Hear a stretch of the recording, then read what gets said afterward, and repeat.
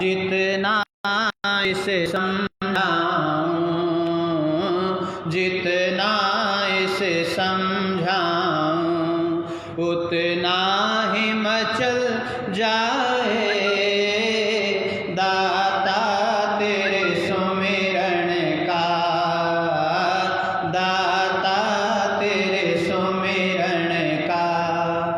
देवत्व के फूलों से दामन को मेरे भर दो, देवत्व के फूलों से दामन को मेरे भर दो। जीवन ये सुगंधित हो, जीवन ये सुगंधित हो, दुर्गंध निकल जाए दाता तेरे सुमिरन का, दाता तेरे सुमिरन का। ऐ मानव तू दिल से प्रभु नाम का सुमिरन कर, ऐ मानव तू दिल से प्रभु नाम का सुमिरन कर। दोषों भर जीवन का, दोषों भर जीवन का कांटा ही बदल जाए दाता तेरे सुमिरन का।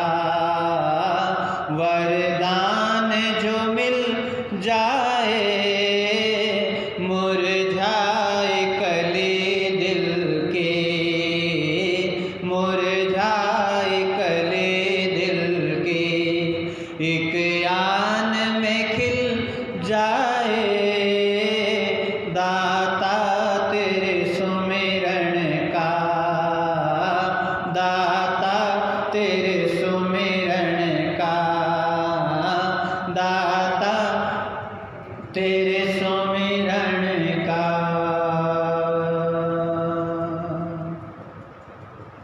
इस प्रार्थना सभा में उपस्थित पवित्र आत्माओं, धर्म प्रेमी सज्जनों, वात्सल्य और करुणा की प्रतिमूर्ति माताओं, बहनों, प्रिय युवा साथियों, बालक और बालिकाओं, आज आप सब लोग एकत्रित होकर जिस चित्र के सामने हृदय के भाव से पुष्पांजलि समर्पित करते हुए हृदंगम भाव से श्रद्धांजलि दे रहे हैं, जिनके दर्शन करने का सौभाग्य मुझे भी प्राप्त हुआ, स्वनाम धन्या स्वर्गीय माता श्रीमती संतोष चुग जी, जिनका बड़ा लंबा जीवन रहा, लंबी आयु का भोग परमात्मा की कृपा से आप लोगों के सेवा समर्पण से और अपने जीवन में मानुष माता का त्याग रहा होगा। उनकी जीवनचर्या बहुत सुंदर रही होगी और यदि एक वाक्य बोलूं तो जीवन में कहीं न कहीं शुभ कर्म संचित किए होंगे, जो जीवन की यात्रा चलते फिरते एक लंबी आयु के पड़ाव के साथ पूर्ण हुई। माता श्रीमती संतोष जी, जिन्होंने स्वर्गीय श्री मदन मोहन चुग जी के साथ अपना दाम्पत्य जीवन प्रारंभ किया और अच्छी प्रकार से कोख और गोद में अपने बेटे और बेटियों को वैदिक संस्कार प्रदान किए, तो माता जी का जन्म पाकिस्तान में लालपुर ज़िले में हुआ। 1948 में बता रहे थे चुग सा विवाह हुआ इनका, तो वो दौर रहा होगा कि जब पाकिस्तान से विभाजन में हमारे भाई यहाँ पर आए, अपनी सारी संपत्ति साधन सुविधाएं छोड़कर और दोबारा से एक ज़मीनी स्तर के ऊपर संघर्ष करके अपने जीवन को कायम करना, ये वही लोग जानते हैं जो उस समय यहाँ पर आए और जिन्होंने कड़ी पुरुषार्थ करके अपने जीवन में पुनः मानव परिवार का निर्माण किया, साधनों को एकत्रित किया और अपने जीवन में अपने परिवार का पालन पोषण किया। तो उन संघर्षशील व्यक्तित्वों में एक विशिष्ट व्यक्तित्व माता जी का रहा है। माता संतोष जी, उन्होंने सारा जीवन सादगी में त्याग और समर्पण से गुजारा है। बहुत आध्यात्मिक प्रवृत्ति की रही। जैसे मैंने कहा कि इनका जुड़ाव वेद के प्रति, आर्य समाज के प्रति इनके हृदय में लगाव रहा है। और जहाँ वेद का लगाव होता है, जहाँ की धारा आर्य समाज के आधार पर होती है, सज्जनों, माताओं, बहनों, उस परिवार में वैदिक संस्कार हुआ करते हैं। वो परिवार यज्ञ प्रेमी हुआ करता है। वो परिवार अपने संतति को संस्कृति और संस्कारों से जोड़ने का प्रयास करता है। तो ऐसे स्वनाम धन्य माता श्रीमती संतोष जी, जिनकी प्रवृत्ति और आस्था आर्य समाज के प्रति इनका विशेष लगाव था और 4 भाषाओं की विदुषी थी, तो उस समय दौर रहा होगा वो भी सोचिएगा। आजकल तो माताएं, बहनें पुरुष वर्ग से भी शिक्षा के क्षेत्र हो या कोई भी क्षेत्र हो, कंधे से कंधा मिलाकर, बल्कि साथ नहीं आगे भी बढ़ चढ़ कर भाग ले रही हैं। वो दौर था जब स्त्री शिक्षा का कैसा दौर होगा। जब हम इतिहास देखते हैं तो स्त्री को शिक्षा से वंचित रखा जाता था, कितने ऊपर उसके प्रहार किए जाते थे। लेकिन ऋषि का एक परंपरा कि दोबारा से आर्य समाज ने शिक्षा की क्रांति को संभाला, गुरुकुल खोले गए और माताओं बहनों ने शिक्षा के क्षेत्र में इतनी आगे बढ़ी कि यदि आप इतिहास देखोगे तो महर्षि दयानंद का बहुत बड़ा ऋण हमारे ऊपर है शिक्षा के क्षेत्र में। तो माता जी 4 भाषाओं की विदुषी रही हैं और वो पीछे धन से, अन्न से और संस्कार संस्कृति से जुड़ा हुआ परिवार पीछे छोड़कर गई हैं। इनके 5 जो संतान हैं, ज्येष्ठ पुत्र आदरणीय हमारे श्री प्रदीप कुमार जी और परिवार की बड़ी पुत्र वधू श्रीमती मंजुला जी माता जी की, और माता जी की द्वितीय संतान आदरणीय हमारे स्नेहशील श्री सुधीर जी, इनकी धर्मपत्नी सम्माननीय श्रीमती सुनीता जी। ये 2 बेटे और 2 पुत्र वधुएं और 3 बेटी। क्योंकि एक माँ जब वैदिक संस्कार देती है तो याद रखो माताओं बहनों, यदि एक बेटी संस्कारित होती तो 2 परिवारों का निर्माण करती। बेटा तो एक परिवार का ही निर्माण करता है, लेकिन बेटियां वो अनमोल गहना है, वो अद्वितीय उपहार है। या यदि मैं ये कहूँ जिसके घर में बेटी नहीं, वो वात्सल्य को जानता ही नहीं, वो प्रेम को जानता ही नहीं, सहानुभूति उसमें नहीं हो सकती है। तो इसलिए माता जी ने 2 बेटों के साथ 3 बेटियों को कोख और गोद में खिलाकर 2 परिवारों का सुंदर निर्माण किया। हमारी सम्माननीय इनकी बड़ी बेटी श्रीमती सुधा जी, ये चुग से तो मैं मिला हूँ परिवार से कई बार। सुधा जी कहाँ बैठे हैं? आप हैं श्रीमती सुधा जी। श्री जगदीश वर्मा जी जो माता जी के दामाद पुत्र हैं, वर्मा परिवार। हमारे सम्मान्य श्रीमती रमा जी आप हैं। आदरणीय श्री जितेंद्र चावला जी, हमारा चावला परिवार। और एक इस समय चुग साहब बता रहे थे विदेश में हैं इस समय, वो जुड़े भी होंगे शायद, इस समय जुड़ाव होगा। सम्माननीय श्रीमती सुमन जी और आदरणीय श्री अनिल गुप्ता जी, हमारा गुप्ता परिवार। और आगे इनके 3 पौत्र रोहित जी, कुणाल और सौरभ जो चुग परिवार के माता जी के पौत्र हैं।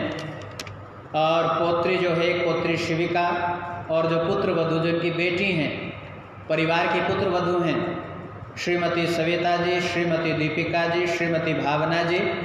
और माता जी के 3 नाती हिमांशु, ऋषभ और वरुण। और रुचि, प्रिया, गौरी, गरिमा ये इनकी नातिन हैं। और पड़पोत्र, देखो कितना सुंदर जीवन है माता जी का, 4 पीढ़ियों का समावेश। परिवार में परपोत्र हैं आहान, चुग और अमायरा। और माता जी के जो मायके से भांजे हैं, भांजी के बच्चे, बहुत एक फुलवारी, एक वंश परंपरा, वो सब श्रद्धा सुमन अर्पित करने के लिए दिल्ली से उपस्थित हुए माता जी के परिवार से। और मैं श्रृंखला में थोड़ा सा मंत्र की व्याख्या करूं तो मैं साधुवाद देना चाहता हूं विशेष तौर पर, क्योंकि देखो घर में बुजुर्गों का होना एक बहुत बड़ी उपलब्धि है। और जो अपने जीवन में बुजुर्गों का सम्मान करते हैं वो जीवन की सबसे बड़ी उपलब्धि है। पिछला महीना आपको ज्ञात होगा, श्राद्ध का महीना जाना जाता है हमारी हिंदू परंपरा में। इसको लौकिक परंपरा में हरियाणा के क्षेत्र में कनागत बोलते हैं। तो श्राद्ध का पक्ष यानी जो अमावस्या का कृष्ण पक्ष होता है, 15 दिन लोगों ने श्राद्ध मनाए। 1-2 जगह मुझे आमंत्रित किया, कोविड-19 के चलते कई जगह ऑनलाइन भी प्रवचन हुए।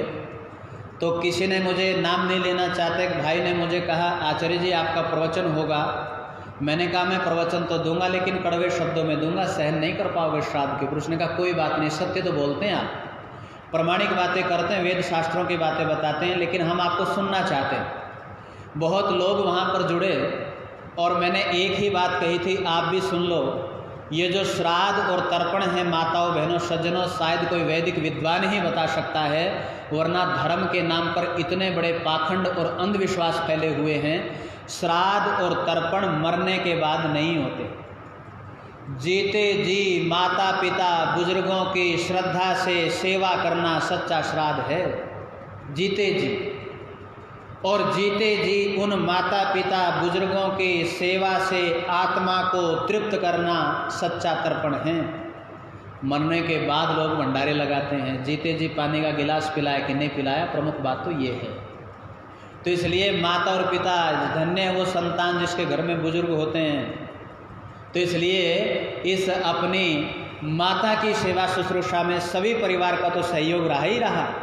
आपका पूरा परिवार संस्कारी परिवार है, 4 परिवार है, चाहे वो हमारा चुग परिवार हो, हमारा वर्मा परिवार हो, चावला परिवार हो, गुप्ता परिवार हो, अन्य जो पारिवारिक जन हैं हमारी माता जी के। लेकिन मैं विशेष साधुवाद अंतिम पलों में, क्योंकि वृद्धावस्था होती है और वृद्धावस्था में तो मैं कहा करता हूँ जब माता पिता 70 या 80 पार कर जाएं तो उनको माता पिता ना मानकर संतान मानो। जैसे हम बेटे और बेटी का रख रखाव रखते हैं, जैसे छोटे बच्चों को नहलाना, खाना खिलाना, उनकी सेवा सज्जा स्वयं ध्यान में रखनी पड़ती है, ऐसे एक अवस्था जीवन की आती है, स्मरण शक्ति कमज़ोर हो जाती है, चला नहीं जाता, झुका नहीं जाता, बैठा नहीं जाता, यानी कुछ भी तो याद नहीं रहता, तो हमें संतानवत उसकी सेवा करनी पड़ती है, नहलाना धुलाना, समय पर खाना खिलाना। तो मैं विशेष साधुवाद रोहित और श्वेता जी को देना चाहता हूँ। धन्य है वो संतान जो जीते जी, और याद रख लेना जो इनकी सेवा शुश्रूषा करता है। मैं नहीं कहता, मनुष्य कहते हैं जिस घर में बुजुर्गों का मान होता है, सम्मान होता है, सेवा होती है, शुश्रूषा होती है, उस घर में रहने वाले सदस्यों को आशीर्वाद मिलता है। दुनिया में सारे सुख प्राप्त करने के लिए आपको धन चुकाना पड़ता है, याद रख लेना, लेकिन आशीर्वाद एक ऐसी विधा है हमारे शास्त्रों में जिससे जीवन के वारे न्यारे हो जाते हैं। और यदि मैं कहूँ जीवन का कायाकल्प हो जाता है तो अतिशोक्ति नहीं होगी। तो मनु ऋषि कहते हैं अभिवादन शीलस्य नित्यम रधोप सेविना। दुनिया के लोगों जो बुजुर्गों का सम्मान करते हैं उसके घर में 4 चीज़ों की वृद्धि होती है, आयुर्विद्या यशोबलम। आयु, दीर्घ आयु वाले बनते हैं, क्योंकि हमेशा एक ही आशीर्वाद तो निकलता है, आयुष्मान भव, आयुष्मान बनो। और दुनिया में 3 ऐसे देवता हैं माताओं सज्जनों जो निस्वार्थ निष्पक्ष, बाकी के संबंधों में स्वार्थ हो सकता है, याद रख लेना, बड़े ध्यान से सुन लेना, बाकी के संबंधों में कहीं न कहीं स्वार्थ हो सकता है। स्वार्थ के बदले एक दूसरे के साथ हम सहयोग कर सकते हैं, लेकिन 3 देवता धरती पर परमात्मा ने ऐसे उतारे हैं जो निस्वार्थ भाव से स्वयं सुखों को छोड़ते हुए अपने संतान को सुख देने का प्रयास करते हैं। और वो 3 देवता कौन से हैं? 3 शब्दों को मेरे साथ दोहराओ, बोलो, माता पिता आचार्य। ये 3 देवता शास्त्रों में बताए। पहला देवता माँ, ये एक ऐसा शब्द है, यदि माँ हो या ना हो, दुख में जब व्यक्ति घिर जाता है, परिस्थितियाँ विषम हो जाती हैं, कोई अपना नजर नहीं आता, तो आहा में, दुख में एक ही ध्वनि हृदय से निकलती है। क्या निकलती है जी? माँ। ऐसा शब्द है माँ। हृदय हिलोरे भरने लग जाता है, हृदय का व्यायाम हो जाता है माँ बोलते ही। माँ एक ऐसा शब्द है, शास्त्र कहता है कि दुनिया के लोगों, माँ पृथ्वी से भारी है, जननी जन्मभूमि स्वर्गात अपि गृहयसी। ये जो पैदा करने वाली माँ है, ये दूसरा जन्म, मानो दूसरा जीवन प्राप्त करके हमें पैदा करती है। कई लोग कहते हैं, कई बच्चे कहते हैं हमारे लिए किया ही क्या है। अरे माताएं जानती हैं, एक गर्भ में 9 महीने तक उस बालक और बालिका का भार वहन सहन करना, 9 महीने तक अपना जो खाती है, साथ में भोजन बन के प्राण और मानो 2 हृदयों को संभाल के रखती है। और जब जन्म लेता है बालक और बालिका, तो बचपन हमारा सुखों से भर देती है। अरे सर्दी की रात है और बालक और बालिका बिस्तर में पेशाब इत्यादि किया करते हैं, लेकिन वाहरी माँ वो जाड़े की रात उतनी भयंकर सर्दी, लेकिन स्वयं गीले में सोकर पूरे बच्चे को रात में सूखे में सुलाकर थपथपी देकर लोरियां सुनाती रहती है। वो माँ जो अपने सुखों की तिलांजलि देकर अपने जीवन में दुख सहन करते हुए सारे सुख अपने संतान को देने का प्रयास करती है, वो पिता जो अपने पुरुषार्थ की कमाई अपने बच्चों पर लगा देता है, हमें संपत्ति का, संस्कारों का, संस्कृति का अधिकारी बनाता है। हम एसी में कॉलेज स्कूलों में पढ़ रहे होते हैं और वो तपती दोपहर पर पुरुषार्थ किया करता है, हमारे भविष्य के निर्माण के लिए अपनी जवानी को समर्पित कर देता है। लेकिन दुर्भाग्यशाली है वो संतान जब वो माँ बाप कमाते कमाते थक जाते हैं, उनका हाथ कम कपाने लगता है और वो कम कपाता हाथ अपने बेटे और बहू के कंधे को ढूंढने का प्रयास करता है, तो आज के दौर में माताओं सज्जनों वो कंधा नजर नहीं आता। इस ट्राई सिटी का कड़वा सत्य बता रहा हूँ मैं आपको। परिवारों में जाना होता है मेरा, हजारों परिवार मुझसे जुड़ चुके हैं। आज मुझे बड़े बड़े बंगले नज़र आते हैं, महंगी महंगी गाड़ी नज़र आती है, लेकिन आज परिवारों में संस्कार नज़र नहीं आते। आज बुजुर्गों का मान सम्मान नज़र नहीं आता, आज भाई बहन का वो निश्चल वात्सल्य नज़र नहीं आता, आज रिश्तों की कड़ी कमज़ोर नज़र आती है। आज एकल परिवार तक सीमित रह गए, केवल पति और पत्नी या अपने बच्चे तक सीमित रहना चाहते हैं। वो माता पिता, ताया ताई, चाचा चाची, अरे कितनी बड़ी श्रृंखला हमारे परिवार की होती थी, उनको जोड़ कर रखना नहीं चाहते आज। तो इसलिए मैं कह रहा था वो माता और पिता दुर्भाग्यशाली वो संतान जो थी क्या थी। अरे हम तो दुनिया में आए, उधर कहता है कि पहला देवता माँ है, गुरु, पहला गुरु माँ है, दूसरा देवता गुरु पिता है और तीसरा आचार्य जो आध्यात्मिक मूल्य, याद रख लेना। कई लोग कहते हैं जी आचार्य जो टीचर है ये भी आचार्य है। मैंने कहा नहीं, दो प्रकार की आप शिक्षा ग्रहण करते हैं। जो स्कूल में, कॉलेजों में, यूनिवर्सिटीज़ में या अन्य संस्थानों में जो पढ़ाई जाती है वो जीविका की शिक्षा है। आप डॉक्टर कैसे बनोगे, आप इंजीनियर कैसे बनोगे, आप व्यवसायी कैसे बनोगे, वकील कैसे बनोगे, न्यायाधीश कैसे बनोगे, बहुत सारे पद हैं। उन पदों को हासिल कैसे किया जाए ये कॉलेज वाले, इंस्टीट्यूट वाले आपको पढ़ाते हैं। वो शिक्षिका है जो साक्षर बनाती है, जो जीविका कमाने के लायक बनाती है। लेकिन आचार्य तो वो है जो गर्भ से लेकर मृत्यु पर्यंत आचरण की शिक्षा देता है। गुरुकुलीय व्यवस्था वो विद्या है। वेद को शिक्षा नहीं कहा जा सकता, विद्या है। उसमें सब सत्य विद्याएं हैं जो आपके जीवन के मूल्यों को बताती हैं। इसलिए आज डॉक्टर तो बन रहे हैं, इंजीनियर तो बन रहे हैं, व्यवसायी तो बन रहे हैं, बहुत बड़े बड़े पद पर शोभायमान हैं, लेकिन एक आचार्य से संसर्ग ना होने के कारण, एक विद्वान का घर पर पदार्पण ना होने के कारण, या ये कहो कि अपने घर को वेदी से ना जोड़ने के कारण वेद से टूट गए। और इसलिए पद होते हुए भी, लंबे लंबे साधन संपत्ति सुख सुविधाएं होते हुए भी हम जीवन में दुखी हैं, हताश हैं, निराश हैं, अवसाद की स्थिति में। जब मैं कई परिवारों में जाता हूँ तो 99% माँ बाप एक ही शिकायत करते हैं और वो करते हैं आचार्य जी बच्चे बिगड़ गए। और मैं उसका उत्तर दिया करता हूँ बच्चे बिल्कुल नहीं बिगड़े, सब माता पिता बिगड़े हुए हैं। जैसा हमारा व्यवहार होगा, जैसा हमारा आचरण होगा, जैसा हमारे घर का रख रखाव होगा, जैसा घर में हम वर्तते हैं, व्यवहार रखते हैं, वही प्रभाव बच्चों पर पड़ेगा। इसलिए जब पति पत्नी माता पिता बन जाएं, याद रख लेना आपका उत्तरदायित्व बढ़ जाता है। अपने लिए ना जीकर बच्चे के निर्माण के लिए जिएं। कमाएं तो पुरुषार्थ की कमाई कमाएं ताकि बच्चे बरकत देने वाली हो, और घर में एक दूसरे के साथ सभ्य व्यवहार रखें। यदि बच्चों के सामने स्वयं माता पिता अपने माता पिता के चरण स्पर्श करते हैं, अभिवादन करते हैं, आशीर्वाद लेते हैं, तो आपको कहने की आवश्यकता नहीं पड़ेगी अपने बेटे को जरा नमस्ते करो। नहीं नहीं, आपने वो संस्कार दे दिया। हम सिखाना चाहते हैं आदेश से, लेकिन बच्चे सीखते हैं व्यवहार से। याद रख लेना, व्यवहार ही सबसे बड़ी विद्या है। तो ये सारी शिक्षा गर्भ से लेकर मृत्यु पर्यंत जीवन के 16 संस्कार हैं। इस मानव शरीर के कितने संस्कार हैं जी?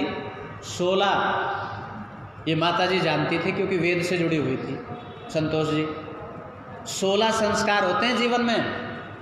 और यदि आदमी ने 16 बार कम से कम किसी विद्वान की चरण शरण में बैठकर इस विद्या को, यज्ञ को, इन संस्कारों को, इन संस्कृति के पाठ को नहीं जाना, तो आपने बहुत बड़ा पश्चाताप जीवन में होगा, आत्मग्लानि होगी और बाद में पछतावा होगा।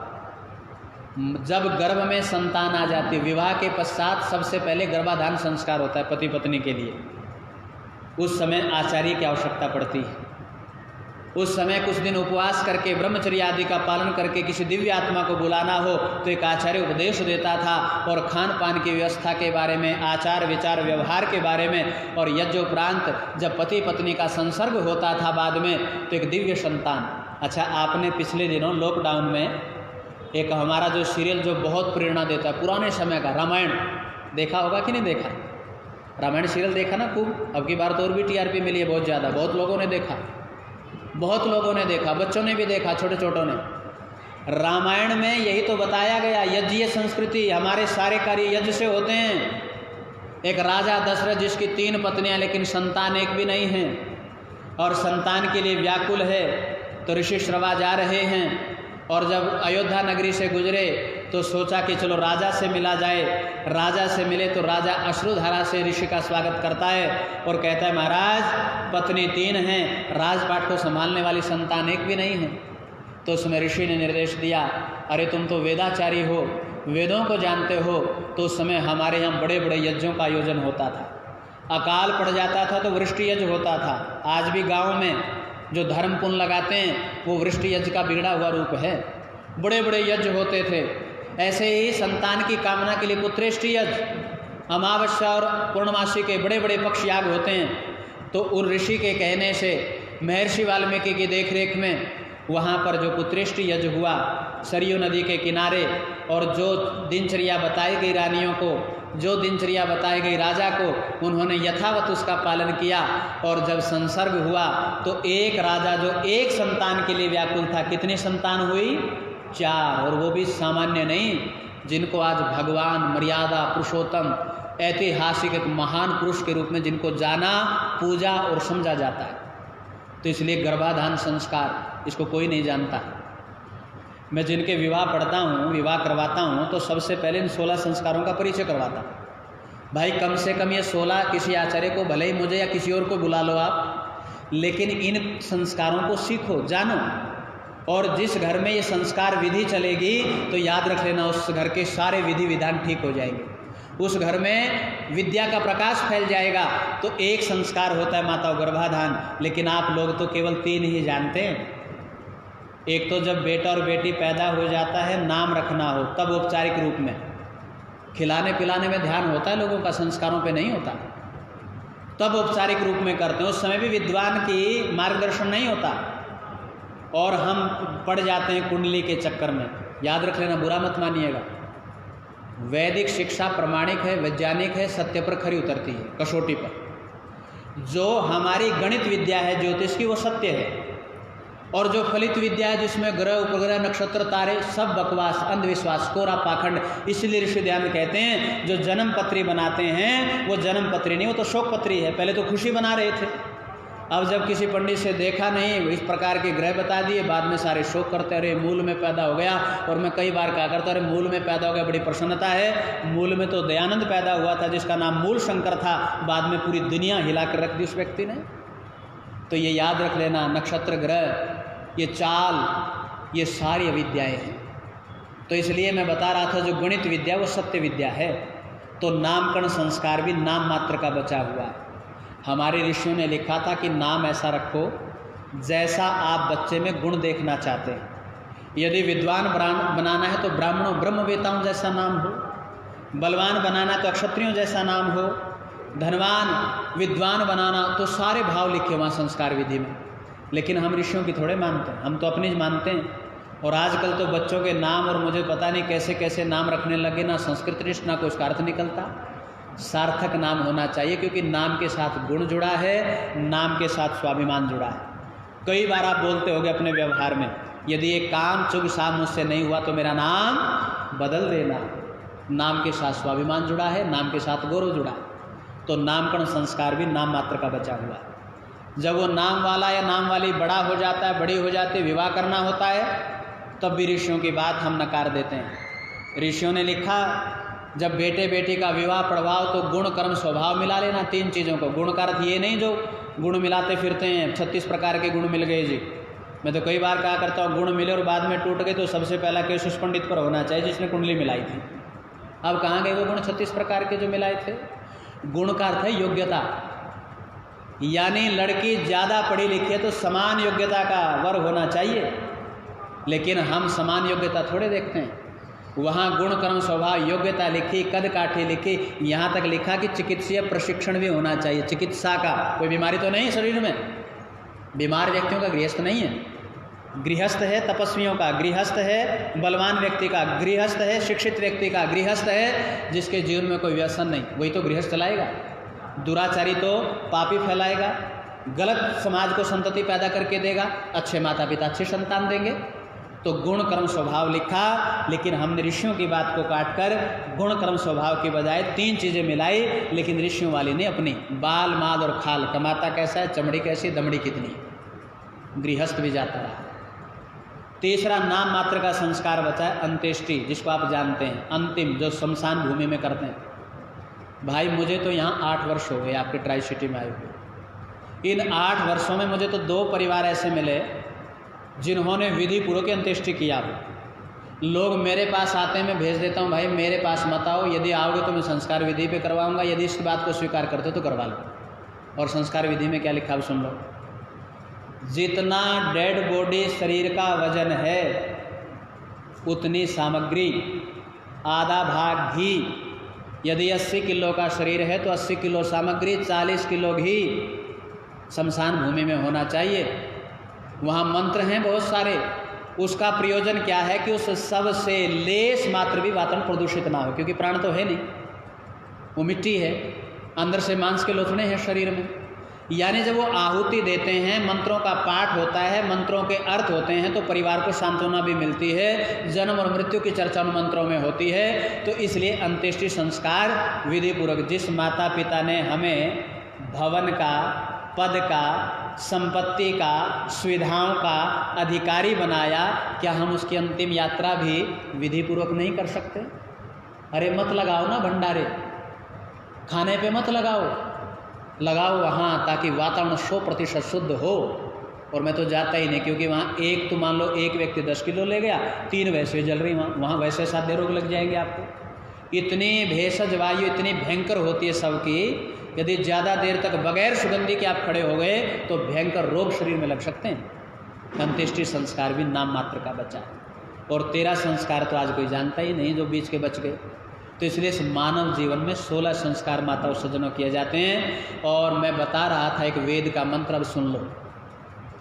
ये जो माता जी के श्वास पूरे हुए और उनकी यात्रा पूर्ण हुई, लंबी आयु का पड़ाव था आपके और हमारे लिए। तो स्वप्न है, कितने 90 पार करके गए हैं ना। कितनी आयु थी माता जी? 94 थी। आपके और हमारे लिए तो स्वप्न है आज के दौर में, क्योंकि वातावरण दूषित है, पर्यावरण दूषित है, खान पान दूषित है। जो सब्जी आप ले रहे पता नहीं कैसे उगाई गई, जो दूध आप पी रहे हैं पता नहीं कैसे बनाया गया, कौन कौन से पेस्टिसाइड डाले गए उसमें। तो इसलिए वो पुराना समय था, अच्छा खान पान था, अच्छा व्यवहार था, लंबा जीवन उनका रहा। और जब आपका और हमारा वेद का मंत्र कहता है कि जैसे दुनिया में आना जन्म निश्चित है, ऐसे ही मृत्यु भी निश्चित है। यही बात भगवान श्री कृष्ण ने गीता में बताई। और गीता में भगवान श्री कृष्ण कहते हैं जातस्य ही ध्रुवम मृत्यु, कि जो पैदा हो गया उसकी मृत्यु निश्चित है और जो मर गया उसका जन्म निश्चित है। इसको भी सीख लो, फिर आपको दुख नहीं लगेगा। आज ये शोक सभा नहीं है, ये प्रेरणा सभा है। आपने मुझे प्रवचन देने के लिए, ताकि मैं प्रेरणा दूं, सांत्वना दूं, आप दुख सहन करके माता जी के आशीर्वाद से अपने आगामी कार्यक्रम को, कर्तव्यों को पूरा कर पाएं। यहाँ से माता जी की विदाई हुई, हम शोक मना रहे हैं, लेकिन वही आत्मा जिस गर्भ में जाकर एक नए शरीर को लेकर आएगी, वहाँ थालियाँ बजाई जाएंगी, वहाँ गीत बजाए जाएंगे, वहाँ नगाड़े बजाएंगे, वहाँ स्वागत किया जाएगा। तो आना और जाना, आना का अर्थ है पैदा होना, जाना का अर्थ है मृत्यु को प्राप्त होना। ये दोनों नियम परमात्मा के, आपके और हमारे इसमें नहीं चलते। बड़े बड़े महान पुरुष हुए, सिकंदर जैसा बादशाह, जो पूरे विश्व का विजेता बनना चाहता है, पूरे विश्व की धन दौलत जिसने इकट्ठी कर ली है, और जब बाद में अंतिम श्वास लड़खड़ाने लगे तो अपने वैद्य को बुलाता है और लुकमान से कहता है कि लुकमान, ये बताओ तुम दुनिया के सबसे बड़े वैद्य हो, कोई औषधि है जो मेरे प्राणों को बचा सकती है? कोई औषधि है जो मुझे संसार में स्थापित कर सकती है? तो लुकमान नाड़ी का परीक्षण करता है और कहता है कि सिकंदर बादशाह, अब ना दवा काम करेगी और ना दुआ काम करेगी। तो याद रख लेना, बड़े बड़े विश्व विजेता सिकंदर कहता है धत तेरे की वैसे लगा रहा पूरी ज़िंदगी, लेकिन मेरा एक निवेदन है, जब मेरा जनाजा निकाला जाए तो मेरे दोनों हाथ उसे बाहर कर दिए जाएं, ताकि लोग प्रेरणा लें कि वो अम्बा, वो धनों का स्वामी आज निर्धन। ये निर्धन का अर्थ क्या होता है? बिना धन के। मृत्यु को क्या बोलते हैं? निधन हो गया जी। निधन का अर्थ क्या? बिना धन के चला गया। एक लाला जी की मृत्यु होने वाली थी, उसने अपनी तिजोरी को खोला और भभक कर रो पड़ा लक्ष्मी को देखकर और कहा पूरी ज़िंदगी गले पे बैठा रहा, जा रहा हूँ दुनिया में, अब बताओ मेरे साथ चलोगे कि नहीं चलोगे? पूरी ज़िंदगी तुम्हारे लिए ख़त्म कर दी मैंने, पूरे बाल पका दिए अपने जीवन के, आज मैं जा रहा हूँ, मेरा अंतिम पड़ाव चल रहा है, मेरे साथ चलोगी? तो मानो समझाने के लिए, कहानी का अर्थ होता है जिसको कहने में कोई हानि ना हो, प्रेरणा मिले। तो लक्ष्मी कहती है कि लाला जी मैं तो नहीं चलूँगी, क्योंकि आपने सदुपयोग ही नहीं किया मेरा, इकट्ठे ही करते रहे। और कई लोगों की प्रणाली आज भी ऐसे है। कई अरबपति मुझे ऐसे नज़र आते हैं जैसे स्टेट बैंक का पीएन, वो भी बेचारा चौकीदारी कर रहा है, करोड़ों पड़े हैं वहाँ पर, उसके पास भी बैलेंस इतना पड़ा है, ना अपने पे प्रयोग किया, ना कहीं सदाचार में लगाया, ना परोपकार में लगाया, कुछ नहीं कर पाया, सब बैंक बैलेंस छोड़कर चला गया, निधन हो गया, बिना धन के चला गया। तो याद रख लेना, जो खर्च करता है मानो भोग करता है, जो सदाचार में लगाता है मानो अगला जन्म भी परमात्मा झोलियों से लबालब भर देता है, याद रख लेना। इसलिए परमात्मा से कहा करो, प्रभु बस मैं देता रहूं, आपकी कृपा बनी रहे, मैं दाता बना रहा हूं आपकी तरह। और याद रख लेना, आज तक भी दानी महान पुरुषों की बहुत प्रेरणा से जितने हमारे जिस संस्थान है, चाहे गुरुकुल है, गौशाला है, वो सभी आप लोगों के सहयोग से तो चल रहे हैं। यदि दानी का स्वभाव संकुचित हो जाए तो कोई भी संस्था आगे नहीं बढ़ पाएगी। तो इसलिए धन की 3 गति बताई, दान, भोग और नाश। दे दिया मानो बो दिया, भोग मानो प्रयोग कर लिया, और बाद में तो नाश है भाई, बाद में तो झगड़े होते हैं फिर उस संपत्ति को लेकर। तो इसलिए शास्त्र कहना चाहता है कि अपने जीवन में हम 4 कर्तव्यों को यदि पूरा नहीं करेंगे तो अपना जीवन घाटे का सौदा होगा।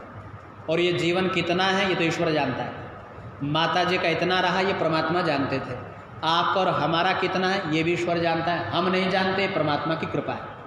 मैं उदाहरण दिया करता हूँ कई बार अपने पे, आप पे दूंगा तो शायद बुरा मान सकते हैं, आप अपने पे घटा लेता हूँ।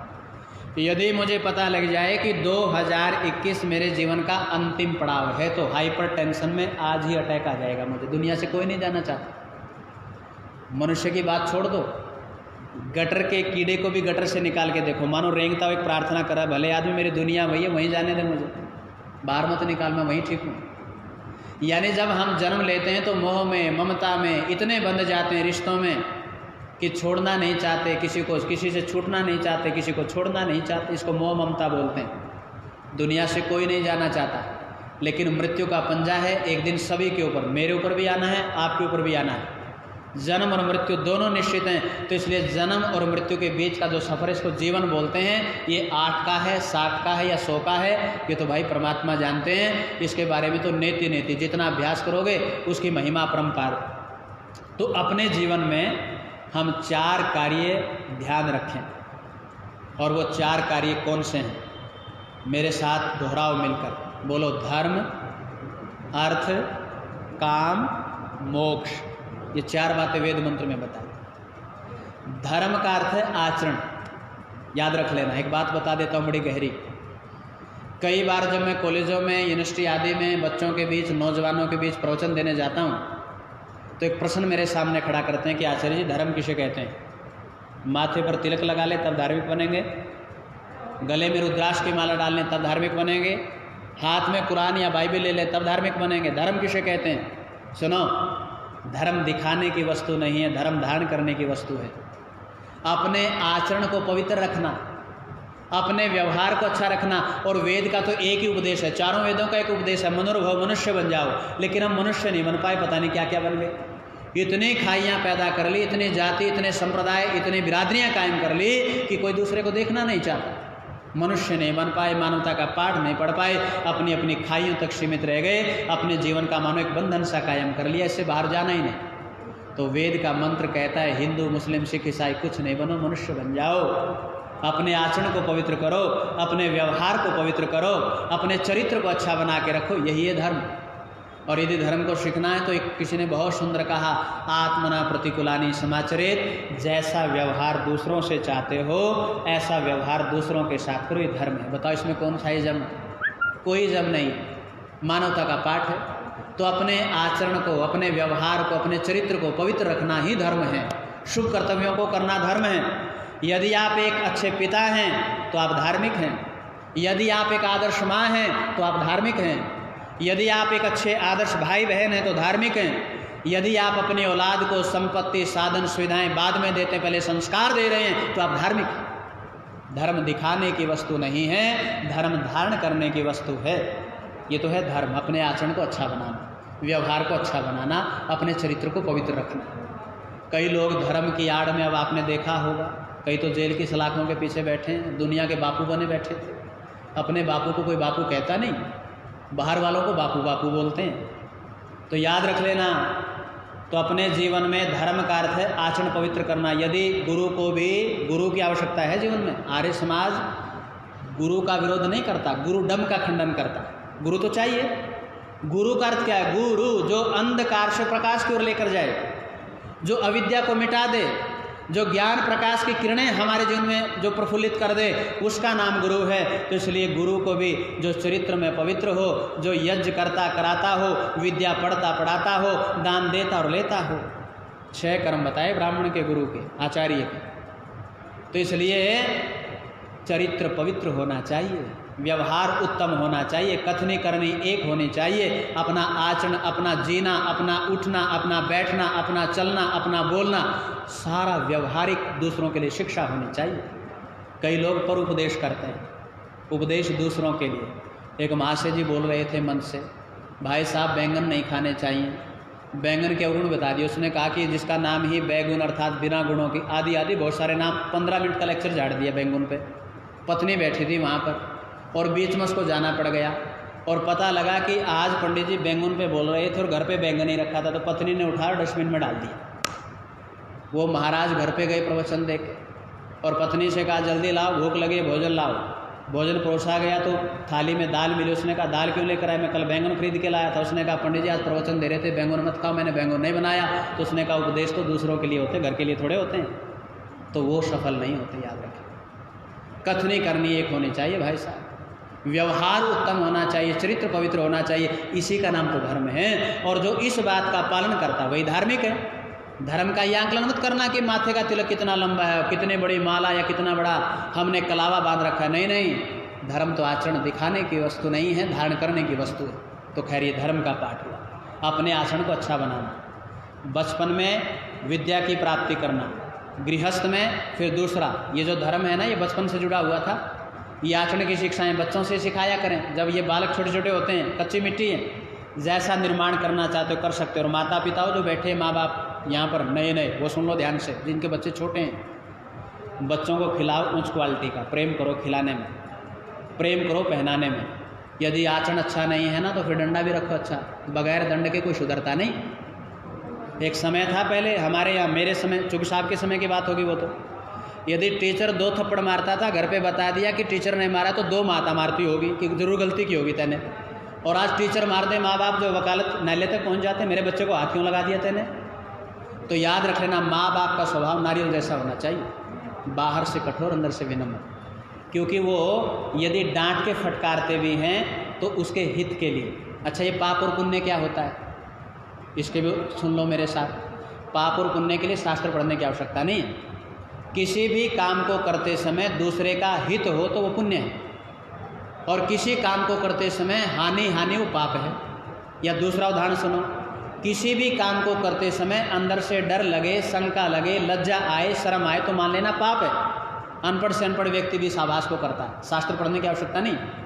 किसी काम को करते समय अंदर से डर लगे, भय लगे, शंका लगे, कोई देख तो नहीं रहा तो समझ लेना पाप है। और किसी काम को करते समय अंदर से बल बढ़े, पराक्रम बढ़े, उत्साह बढ़े, प्रसन्नता बढ़े, तो समझ लेना पुण्य तत्काल कर डालो।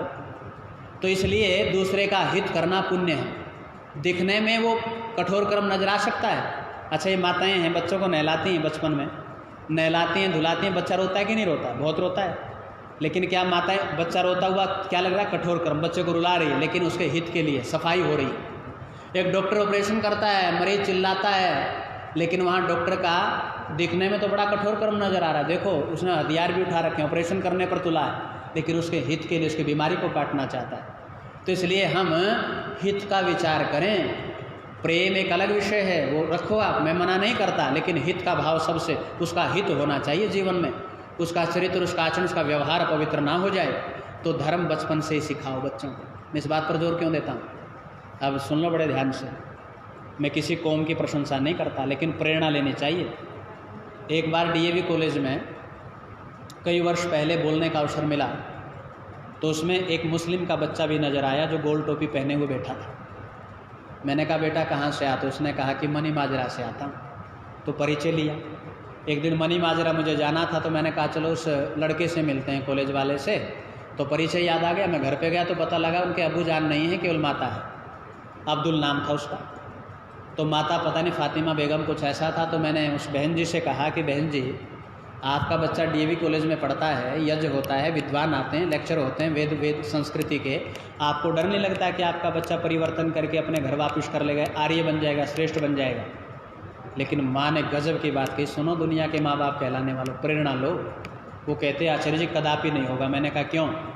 उसने कहा कि कॉलेज में तो अब पढ़ रहा है, इसकी आयु 25 साल की है, लेकिन हमारे घर का नियम बचपन से लागू हो जाता है। जब बच्चा 3 या 4 वर्ष का होता है, हम बचपन में ये नियम लागू करते हैं, पहले नमाज अदा होगी, बाद में नाश्ता मिलेगा। ये है संस्कार। और आपके बच्चे कहाँ जा रहे हैं? कोई श्लोक याद नहीं, कोई गायत्री मंत्र याद नहीं, कोई शुक्ति याद नहीं, और बाद में कहते हैं साहब बच्चे हाथ से निकल गए। निकल गए नहीं, निकाले गए।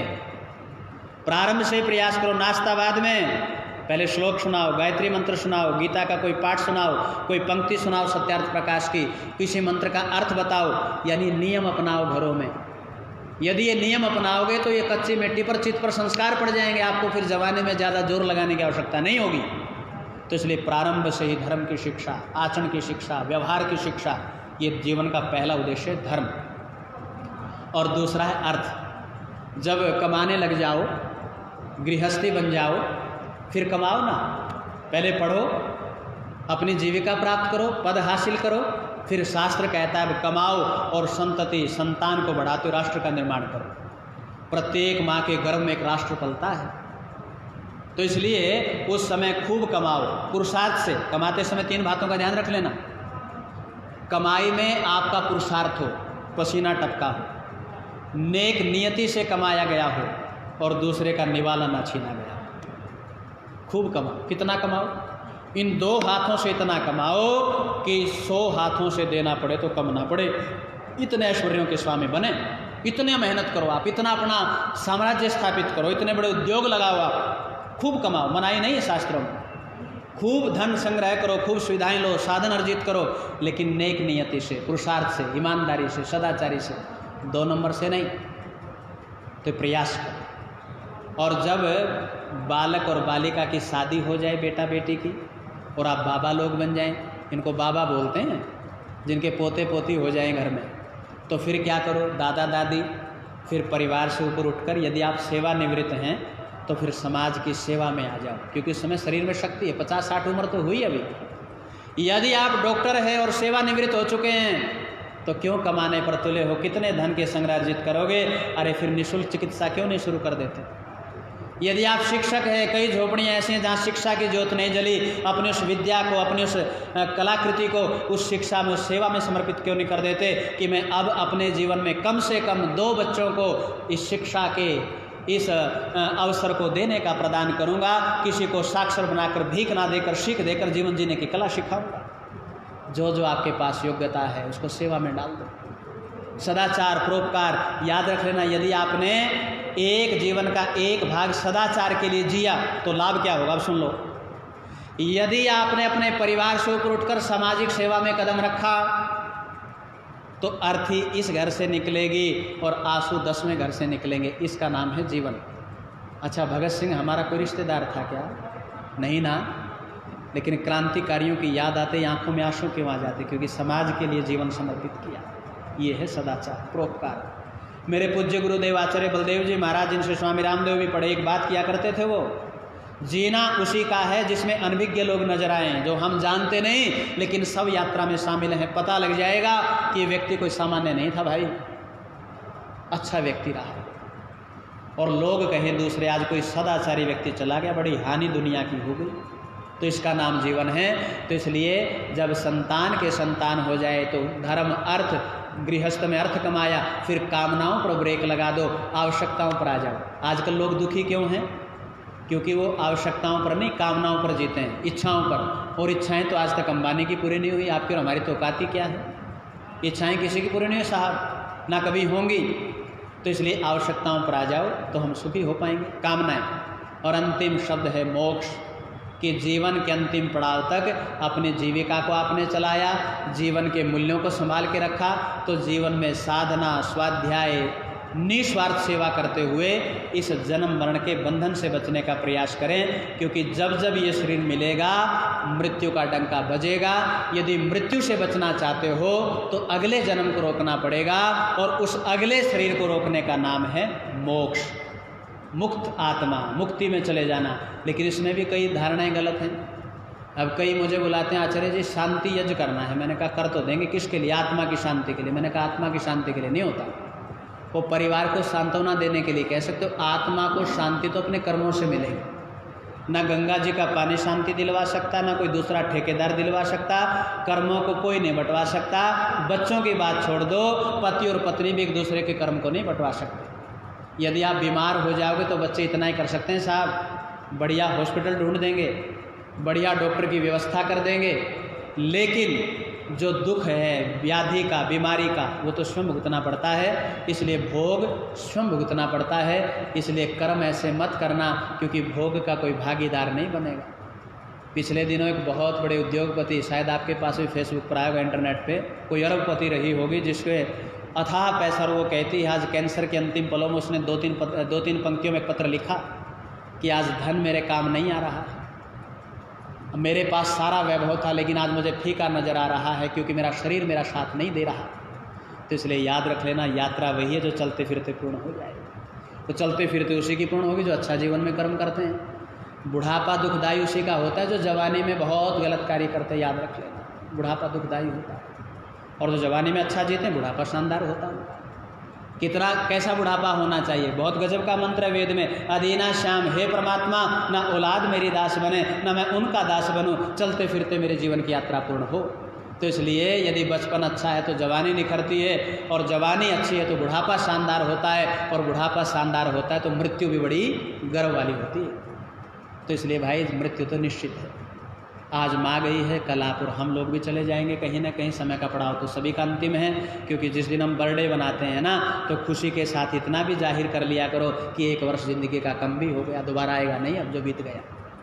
तो इसलिए अपने समय को व्यर्थ मत गवाओ, एक एक पल का आनंद लो, एक एक पल में अपनी जीविका को भी चलाओ, जीवन को भी अच्छा बनाओ, अपनी संतान को भी अच्छा बनाओ, अपने परिवार के रिश्तों को जोड़ कर रखो। और भाई रही बात श्रद्धांजलि सभा की, तो मैं तो यही कहूँगा बच्चों से भी, जितने हमारे बच्चे हैं यहाँ पर बैठे हुए, सभी बैठे होंगे ना, रोहित आदि, कुणाल और सौरभ आदि हैं बैठे हैं यहाँ, श्वेता, दीपिका, भावना, सब। हम आपसे निवेदन करना चाहता हूँ, आप विशेष पीढ़ी के लोग हैं, माता जी के प्रपोत्रों पर नहीं जाना चाहता, केवल पौत्र और पौत्र वधू पे जाना चाहता हूँ। यदि आप उस दादी जी को सच्ची श्रद्धांजलि देना चाहते हैं तो सच्ची श्रद्धांजलि तभी होगी कि उनकी संतति, इन माता पिता का आपने सम्मान करना है, जीवन में खूब सम्मान करना। और ये माता पिता होते कि आपको पता ही लगे, आप सब माता पिता बन चुके हैं। एक औलाद को बनाने खपाने के लिए कितना जीवन को तपाना पड़ता है। तो इसलिए माँ बाप की सेवा करो, शुश्रूषा करो। सेवा का अर्थ होता है उनको साथ बैठना। अच्छा, आज ट्राई सिटी में एक कमी आ गई, आप कमाओ मनाही नहीं, उद्योग चलाओ मनाही नहीं है, बड़े बड़े पदों को संभालो वो भी मनाही नहीं है, लेकिन एक समय का भोजन बड़ों के साथ और एक समय का विशेष अवसरों पर हवन मिलके और भजन मिलके कर लिया करो। 5 मिनट इकट्ठे डाइनिंग टेबल पर जरूर बैठा करो प्रतिदिन। आज बाप बेटा इकट्ठे नहीं बैठते, माँ बेटी इकट्ठी नहीं बैठती, सब अपने अपने कमरों में मोबाइल पता नहीं क्या गया ऐसे घुसड़ जाते हैं, बाहर निकलता ही नहीं कोई। तो इसलिए प्रयास करो इस बाहर निकलो इस जाल से। और 5 मिनट, 5 ही मिनट तो मांग रहा हूँ मैं आपके, लेकिन 5 मिनट आपके 24 घंटों पर भारी पड़ेगी। आपके रिश्तों में मधुरता आ जाएगी और माँ बाप भी अनुभव की बात साझा करेंगे और बेटियाँ भी एक सहेली की भांति अपने माँ से सुख दुख जाहिर करें। फ्रेंड के सामने सुख दुख जाहिर करोगे, वहाँ स्वार्थी लोग हैं बैठे हुए, याद रख लेना। वो स्वार्थी लोग हैं जो इज्जत को तार तार करने वाले हैं। माँ बाप से सुख दुख साझा करके देखना, आपकी सारी समस्याओं का समाधान हो जाएगा।